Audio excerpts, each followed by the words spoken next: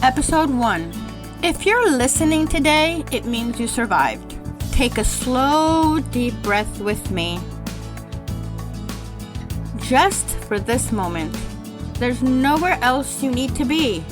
Welcome to Thrive After a Heart Attack. I'm your host, Luiza Holtzberg, and I am so grateful you're here. If you're listening today, it's likely because you or someone you love has experienced a heart attack or another cardiac event. First, I want to say this. I'm so glad you're still here. And I also want you to know this. I see you. I know that life after a heart attack isn't always what people expect. Yes, you've survived. But that doesn't necessarily mean you feel like yourself again.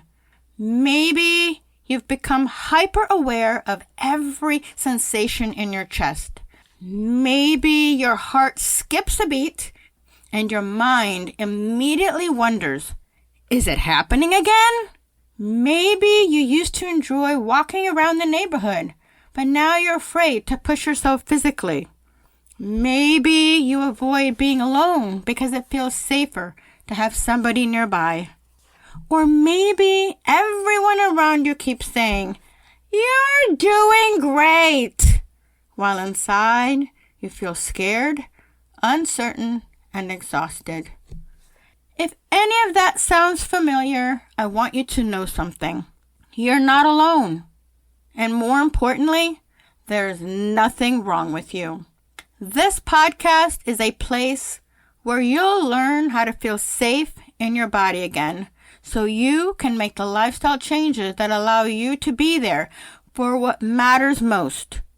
Your families, your career, your grandkids, and all the beautiful moments still waiting for you.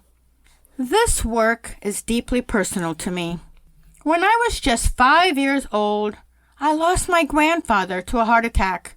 Because of that loss, I never really had the chance to know him. As I've gotten older, I've realized that heart disease isn't only about blocked arteries or cholesterol numbers. It's about time. It's about birthdays, family dinners, graduations, holding your grandchildren, growing old with the people you love. Those are the moments my grandfather never got to experience. Somewhere along the way, I realized something. I can't change what happened to my grandfather, but perhaps I can help someone else's grandfather, someone else's mother, someone else's spouse, or maybe even you. Have more time to enjoy the people and moments that matter most. That became my mission. That mission led me to graduate school, to study exercise physiology, and eventually into the world of cardiac rehabilitation. For more than a decade, I had the privilege of working alongside heart attack survivors and people with heart disease as they rebuilt their physical strength. I watched people become stronger. I watched them gain endurance. I watched them learn how to exercise safely again. But I also noticed something that often wasn't being talked about. Many people were healing physically, while still feeling terrified emotionally. They were going home with medications, exercise plans, and nutrition advice, but nobody was really helping them navigate the fear, the anxiety, the racing thoughts, the constant, what if it happens again? As a National Board Certified Health and Wellness Coach, Certified Medical Exercise Specialist, and Heart Math Coach and Trainer, I've come to believe that recovery isn't only physical. It's emotional, it's mental, it's neurological, and those pieces deserve just as much attention. Here's something I wish every heart attack survivor was told. A heart attack isn't only a medical event. It's also a traumatic event.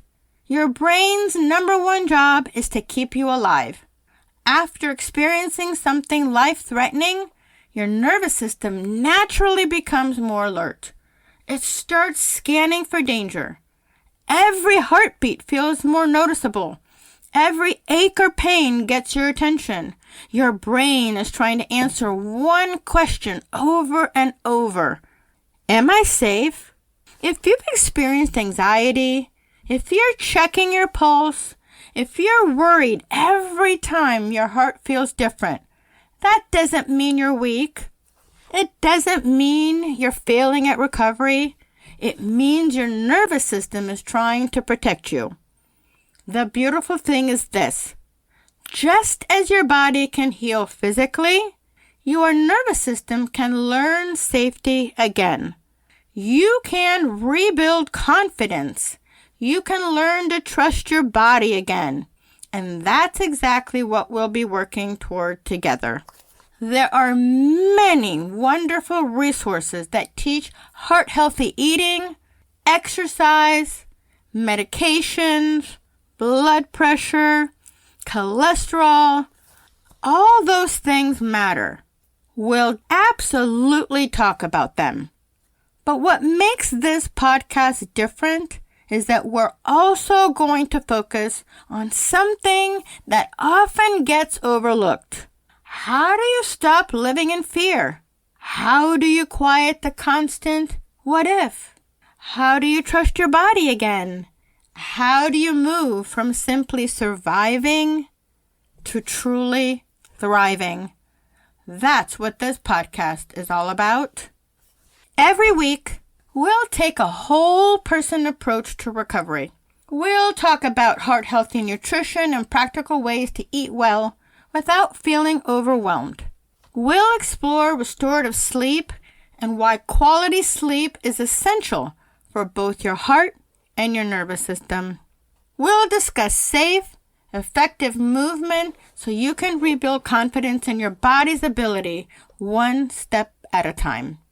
And we'll spend a lot of time talking about emotional and mental fitness, including mindset, emotional regulation, resilience, stress management, and heart math techniques that can help bring your heart and brain back into a calmer, more balanced state. I like to say this podcast is about physical fitness, emotional fitness, mental fitness, with a sprinkle of nutrients to fuel it all. One small step at a time. If there's one thing I hope you take away from today's episode, it's this. You do not have to recover all at once. Healing isn't about perfection. It's about small, steady steps. One healthier meal, one short walk, one calming breath, one encouraging thought. Those small moments add up. And over time, they become a new life. This week, I'd like to invite you to try one simple practice. When fear shows up, and it probably will, pause just for a moment. Instead of criticizing yourself for feeling anxious, quietly ask, is my body trying to protect me? Then remind yourself, my body is learning that I'm safe. That small shift can become the beginning of a whole new relationship with your body. Thank you so much for spending this time with me today. I'm truly honored to be a part of your recovery journey. And if you're listening as the spouse, partner, adult child, family member, or friend of someone who has experienced a heart attack, thank you. Your support, your patience, and simply being there matter more than you may ever realize. Recovery is rarely a journey someone takes alone.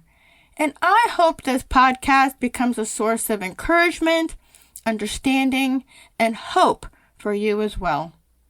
If today's episode resonated with you, please follow Thrive After Heart Attack on your favorite podcast app so you don't miss future episodes. And if you know someone who is recovering from a heart attack or someone who loves and cares for a survivor, then I would be so grateful if you shared this episode with them. Sometimes hope begins with a single conversation. Before we wrap up, I want to leave you with one simple reminder. Today, you don't have to fix everything. You don't have to eat perfectly. You don't have to exercise for an hour. You don't have to have all the answers. You simply need to take one small step. Because healing happens one small step at a time. And speaking of small steps, in our next episode, we're going to talk about an important and sometimes overlooked part of heart attack recovery: sleep. So many survivors tell me, "I'm exhausted, but I can't sleep." Maybe you have trouble falling asleep. Maybe you wake up in the middle of the night. Maybe every little sensation in your chest makes you wonder if something is wrong. If that's you, I want you to know you're not alone. We'll talk about why sleep often becomes so difficult after a heart attack, what's happening inside your brain and nervous system, and how creating a calming evening routine can help your body begin to feel safe enough to rest again. Because sometimes healing doesn't begin with doing more. Sometimes it begins with finally getting a good night's sleep. Until then, remember, one small step at a time for a stronger heart. Keep on thriving.